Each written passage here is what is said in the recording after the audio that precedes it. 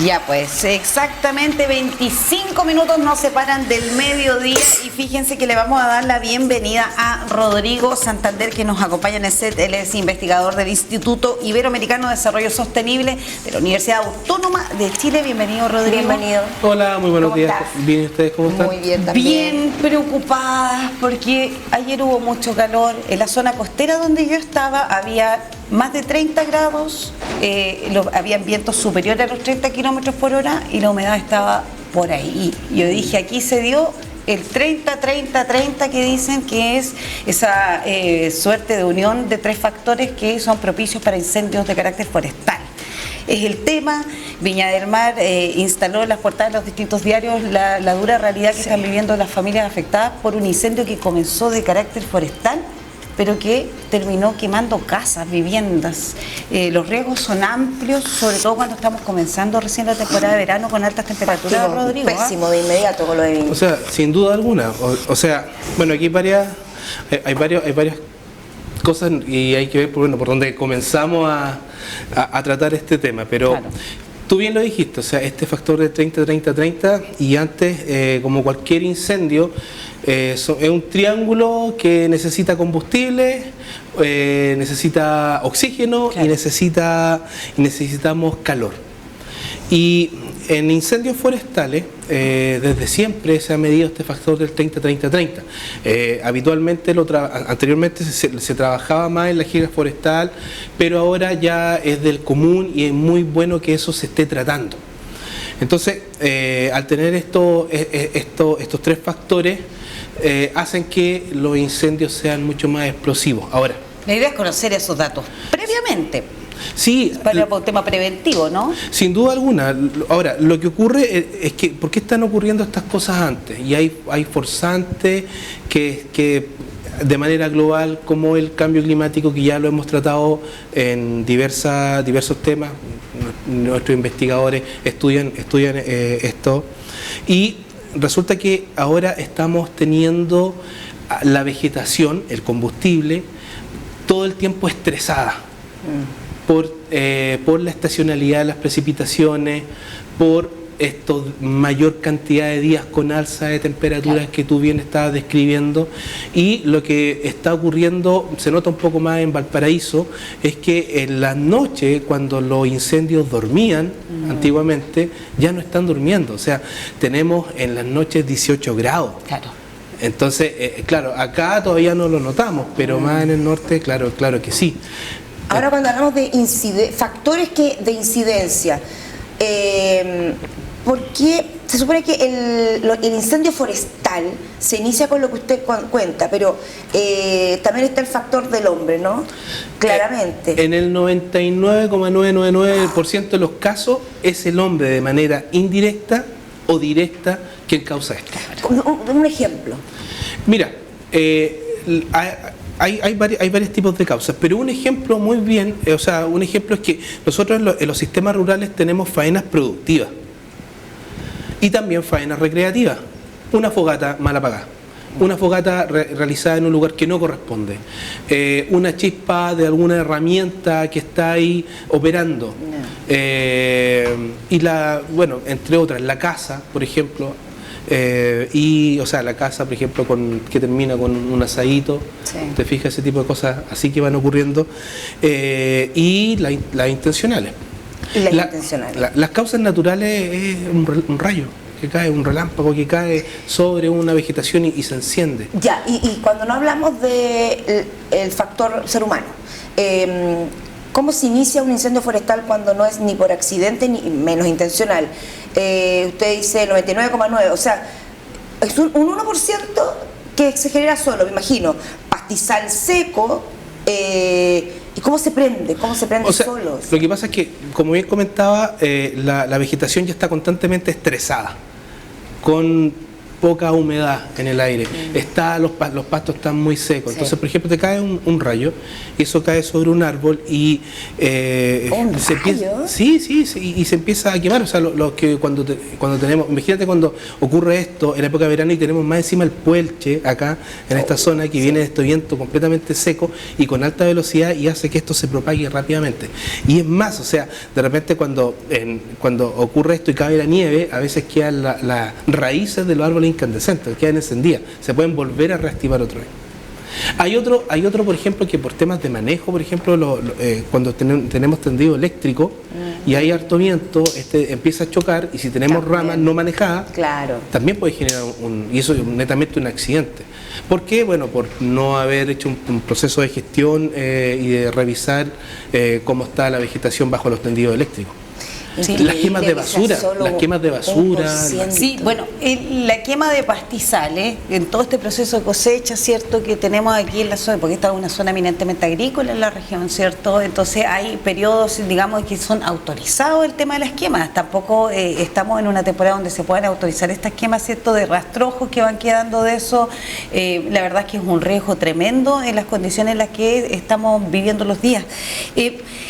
La situación de Viña preocupó principalmente por la rapidez con que llegó desde lo forestal, ¿cierto?, el bosque, a las casas. Se dio esta trilogía que es tremenda, esta suerte de triángulo, como decías tú, Rodrigo, que derivó, digamos, en ese incendio de más de 100 casas.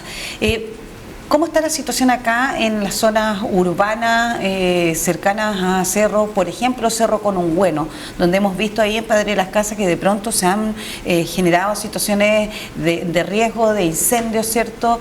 ¿Cuál es la situación de este tipo de cerros que está muy cercano a zonas pobladas?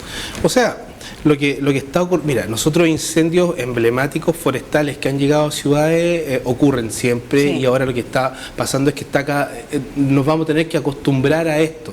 Ya. Siempre y cuando nosotros no tomemos acciones. Hay temas que nosotros no podemos cambiar, como el tema que podemos aminorizar, o sea, mitigar, adaptarnos al tema de cambio climático.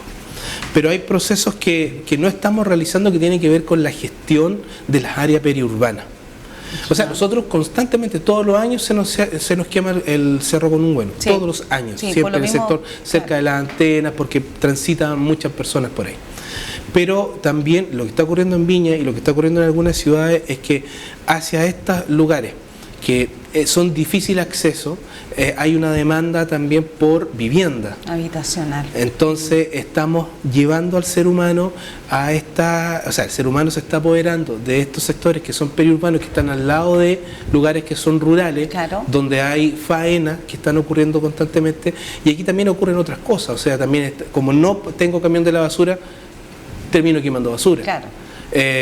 Son lugares que no tengo una correcta distribución del agua ni el acceso para poder combatir los incendios forestales, y más todos estos factores hace que esto avance rápidamente y que sea difícil controlarlo. ¿Y cómo hacemos el control periurbano? Si ya tenemos instalaciones, o sea, uno de los campamentos ahí en Viña del Mar, las personas viven hace más de 40 años. Sin duda alguna. Entonces, ¿cómo lo hacemos para aquellos que ya hablemos un tema regional, como para acercar el tema preventivo acá? ¿Cómo debiera hacerse todo este trabajo previo en las zonas que están cercanas precisamente a bosques? O sea, en realidad, mira, cuando uno, o por ejemplo, cuando una persona, ahí te voy a dar un ejemplo, cuando una persona se va a una, una parcela, nadie piensa. Tú piensas dónde vas a colocar la casa, dónde voy a colocar mi huerto, dónde voy a plantar arbolitos, pero nadie piensa en de dónde viene el incendio forestal, cuál es el régimen de viento, por ejemplo. Entonces, el tema es invitar a las personas a que sean conscientes de este tema, y también a los tomadores de decisiones. O sea, aquí claramente nosotros necesitamos, creo que Temuco tiene unos avances y eso es bastante positivo, la Municipalidad de Temuco, con una incipiente normativa frente a los incendios forestales. O sea, CONAF, por ejemplo, y algunas empresas realizan constantemente un trabajo preventivo durante el año, cuando los incendios decaen. Entonces ahí tiene que ver, ahí se realizan cortes de maleza, generación de fajas, porque los incendios forestales se detienen cuando ya no tiene nada más que quemar. Claro. O cuando se logra controlar. Claro. Entonces se van regenerando fajas en algunos sectores periurbanos para que no avancen. Pero también hay toda una demanda de la vivienda, por ejemplo, que hay que regularizar, o sea, estos sectores que son tomas ya de años, en algún momento las personas hay que moverlas de ahí. Ahora, eso va a quedar ahí disponible, y por ecología de nicho, nosotros también somos seres vivos, estando disponible el lugar, viene otro, claro. Va a venir otro.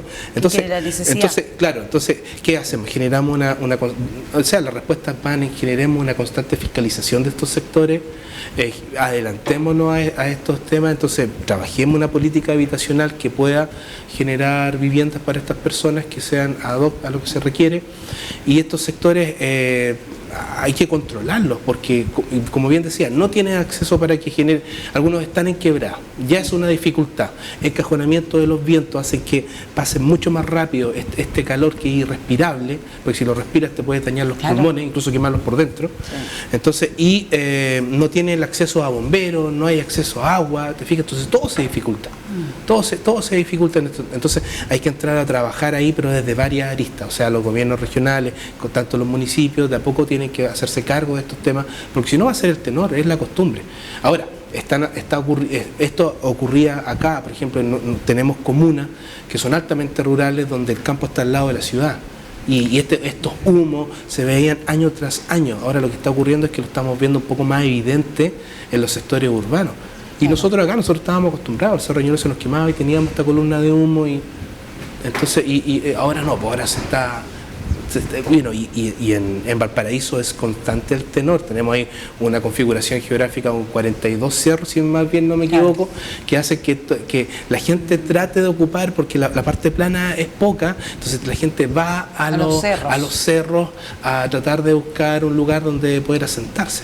Claro que sí. Es complejo el tema y es como, tiene 500 aristas, es como por dónde partimos, y yo creo que escuchando todo hay que hacer una bajada, fíjate, comunicacional más profunda para que la gente entienda, porque bueno, ante la intencionalidad no hay mucho que hacer, claramente, estamos hablando de personas, discúlpenme, yo creo que una persona enferma, pirómano, que provoca todo esto, pero sí podemos abordar el tema del accidente, que la fogata, que fueron al carrete, el cigarrito mal apagado, ¿cierto? No, si lo pisé y me voy tranquila, y no. Y las botellas llegan y las botan. Y esas botellas hacen así como una lupa de espejo con el sol, y eso también provoca un incendio.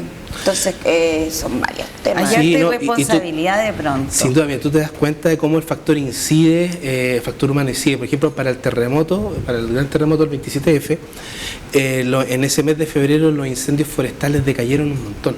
Y si tú ves la estadística, el año pasado con la 2021 y las comparas con años anteriores, la cantidad de incendios forestales y la cantidad de hectáreas fueron muy pocas, o sea, no fueron pocas, pero fueron mucho menores a los años anteriores, porque teníamos el tema del COVID. Entonces teníamos menor circulación de personas. Sí, entonces por eso te digo, o sea, hay intencionalidad y hay también accidentes que ocurren, y tú mirando esas estadísticas tú claramente te das cuenta. Ahora, el tema es que, por ejemplo, el tema de las quemas está permitida en algunos meses, y cuando tenemos declaración de estados de emergencia, eso se detiene. Eso se detiene. Sí. Pero también hay poca fiscalización, porque CONAF tiene que salir acompañado con carabineros para poder fiscalizar, porque no tiene las herramientas legales para poder hacerlo. Claro. Y también la cantidad del recurso humano es limitada. Entonces, cuando empieza a quemar uno, empiezan a quemar varios, te fijas, y ahí se originan también en una fuente de incendios forestales.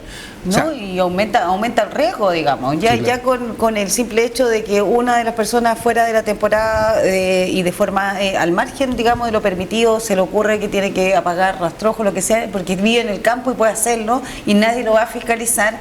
Muchos incendios comienzan precisamente por ese nivel de irresponsabilidad. Sí, claro. O sea, entonces, la normativa no solo tiene que ir para el sector urbano, sino también para el rural. O sea, generar ordenanzas y generar fiscalización, generar trabajo desde ese punto de vista.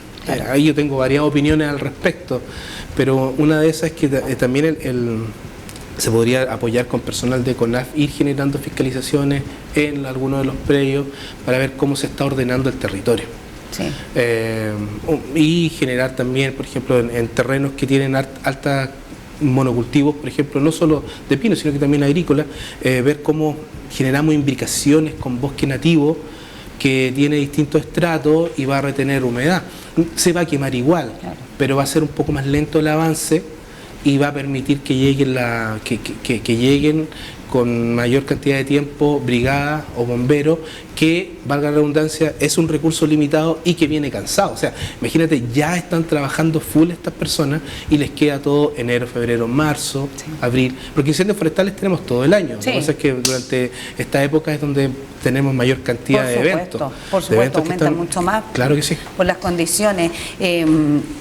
Por prensa me ha tocado acudir a varios incendios en el Cerro Monteverde, Mariposa, siempre ahí amenazando el Cerro Ñelol, ¿cierto? La verdad es que hay que ser muy precavidos, las personas que acuden a distintas zonas rurales en el entorno de Temuco, ¿cierto? Hacerlo con muchísimo cuidado, llévese su basura, y porque la verdad es que hoy el Cerro Ñelol, que es un patrimonio para nuestra región, para la ciudad de Temuco, nuestro pulmón verde. Sí, claro. Entonces no podemos ponerlo en riesgo por una irresponsabilidad de quienes acuden al lugar. La verdad es que los datos de la pandemia son claves, o sea, mientras menos presencia humana hay, menos riesgo, disminuyen los riesgos a que existan incendios. O sea, eso quedó claro con la pandemia, estábamos todos encerrados, no había nadie afuera. Todos encerrados, y por supuesto el llamado es a que seamos responsables y cuidemos nuestro entorno. El drama que continúa, porque no va a terminar en mucho tiempo, el drama que están viviendo las familias de Viña del Mar, por supuesto no queremos que se replique en nuestra zona, y todo eso depende de nuestro comportamiento, en definitiva, a la hora de salir y concurrir a lugares. Imaginémonos con un bueno, que es como el ejemplo más típico y tradicional, que siempre hay algún incendio, y es porque en esa zona precisamente pasa mucha gente que hacen trekking, que hacen actividades, pero que no toman los resguardos para, por supuesto, evitar que se produzcan situaciones como esa. Yo creo que el llamado a naturaleza, además sí, también el tema de tanto calor, temperaturas altas, sí, sí, tampoco ayuda mucho, poca lluvia. Sí, yo creo que esto van a ser, bueno, lo es ya hace un tiempo, pero tengo la sensación de que va a ser un desastre ya típico. O sea, Chile, que no sé, Chile las tiene todas, sí, es como que siempre el primero en la sí, fila para agarrarlas todas. Sí. Buenos para los terremotos, sí, tsunami, una forma de país, digamos, que tampoco ayuda para muchas cosas. Tenemos desde el norte a un sur, pasamos por cordilleras, mar, lagos, ríos, muy diverso, y ahora el tema de los incendios forestales, que antes yo cuando chica, yo recuerdo que uno veía uno cada 5 años, sí, y ahora ella es parte de cada verano, ¿cierto? Que ya tenemos un gente para el tema de los incendios forestales, se vienen los incendios forestales, antes solamente se iban y se apagaban, ahora no, porque ya se sabe, sí, y se asume que van a haber siempre. El punto cuando llegan también a la ciudad, pareciera que ahí claro, más, claro, son voraces. Y aquellos incendios forestales que también consumen casas que están en la zona rural. Hemos tenido personas que han muerto precisamente producto de eso acá en la región. Sí. Hemos tenido bomberos que han acudido a asistir, digamos, la labor que hace CONAF, ¿cierto? No olvidar un joven de Villarrica que, producto que le pegó una bolsa, de estas bolsas que cargan los helicópteros con agua, lo golpeó, él falleció. Entonces, a raíz de esta situación de la responsabilidad de uno o de la mala intención de uno también, porque efectivamente se habla de que algunos tienen que ver con una intención directa de generar el perjuicio, ¿cierto? Hemos tenido pérdidas humanas, y la idea, más allá evidentemente lo material, lo que significa perder la casa de uno en medio del fuego, ¿cierto? Perderlo todo en cosas de segundos, también está vidas humanas que hemos perdido producto de estos incendios forestales. O sea, el 2012 tuvimos 6 brigadistas forestales que murieron calcinados en los incendios los de aquello, Carahue, claro. el incendio de Carahue, en los sectores de Trogolwe. Experimentados voluntarios, Sí, por eran supuesto. experimentados, algunos de ellos con experiencia en Portugal, en Europa, ¿cierto? Y que, Es que aún así de un descontrol terrible. es un descontrol. Entonces, por lo mismo, yo creo que la experiencia de Viña del Mar, al menos, debemos tomarla, digamos, entenderla y aprender de esto. Y no olvidar que tanto brigadistas como bomberos lo primero que realizan es asegurar la vida humana. Claro. O sea, Claro. frente a un incendio forestal que ingresa a la zona urbana, su prioridad es la vida humana. Claro. Y luego de eso nos vamos preocupando de cómo va ocurriendo el incendio forestal. O sea, y lo que está pasando, por ejemplo, lo que pasó en Viña, hace que estas columnas de humo sean tan altas que a veces cuesta incluso hacer la planificación cuando uno hace un sobrevuelo. Claro. Cuando uno hace un sobrevuelo cuesta de repente, porque no ves nada para poder planificar. Entonces, y en esa zona de quebrada y acá también, en la zona de cerro, cuesta atacarlo. llegar, sí. O sea, si tú ves las estadísticas del ataque y los incendios que se realizaron, las primeras brigadas llegaron a los 5 minutos. Sí. Pero con la vegetación está tan estresada y hay tanto material que quemar que no logras hacer nada y tienes Claro. que esperar que eso se vaya consumiendo y resguardar la vida humana sin duda alguna. El último reporte que hubo el día de ayer de CONAF con respecto a un incendio forestal que existe acá en la región de la Araucanía tiene relación en la comuna de Lumaco, el incendio forestal denominado Loncoyán. A eso de las 4 de la tarde, 300 hectáreas preliminares que se habían quemado producto del fuego, alerta roja, por supuesto, para la comuna de Lumaco, amenaza a viviendas y, por supuesto, ahí los distintos equipos técnicos que están operando con el apoyo, ¿cierto?, de bomberos de la comuna de Lumaco. Va a haber un 39 punto de prensa puntos, donde ¿no? van a informar lo que está pasando. Hay como 39 focos de incendios Sí, forestales. actualmente sí.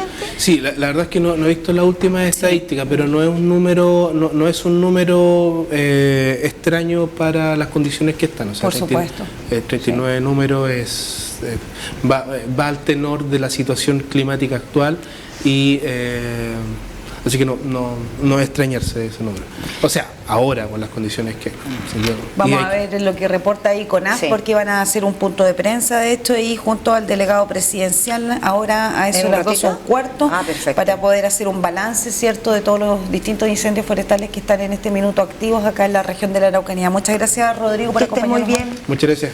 Un buen día, Muchas gracias. mejor término de año. Sí. Uno se ve muy auspicioso, pero términos bueno, de hay que ver ahí claro. el tema. 11:56 minutitos, nos vamos a una pausa y ya volvemos.